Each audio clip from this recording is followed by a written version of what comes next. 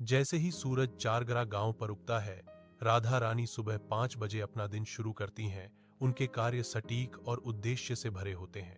वह कुएं से पानी खींचती है, रस्सी उसके हाथों पर तनाव डालती है और अपने विनम्र घर में अपनी बीमार सास की देखभाल करती है। धूप की तपिश में राधा रानी और उनके सबसे छोटे बेटे राजीव पानी के लिए मीलों पैदल चलते हैं, जो उनकी दैनिक संघर्ष का मूक गवाह है।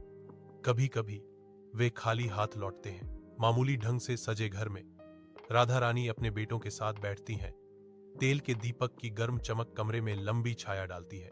राधा रानी अरुण की ओर जोरदार इशारा करती हैं। उनकी भौहें गहरी चिंता से सिकुड़ी हुई हैं, क्योंकि वह विनती करती हैं, अगर तुम काम भी कर रहे हो तो भी तुम्हें पढ़ाई नहीं छोड़नी चाहिए। उसका भाव नरम पड़ जाता है, क्योंकि वह राजीव की ओर मुड़ती है। उसकी आंखों में उम्मीद की एक झलक होती है। मेरे पिता का सपना केवल उनके पोते के हाथों ही पूरा होगा। राजीव धीरे से जवाब देता है, मेरी माँ पानी लाकर जीवन बचा रही है। बरसात के बीच एक एनजीओ चारगढ़ा गांव में एक परिवर्तनकारी वर्षा जल संचयन परियोजना शुरू करता है।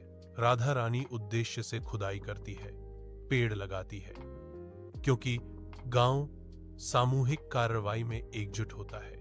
जैसे ही तालाब स्मृति में पहली बार भरता है, राधा रानी घोषणा करती हैं, जैसे तालाब का पानी सूख गया और फिर लौट आया, वैसे ही मेरे बेटों के भविष्य में सपनों की एक लहर उठेगी।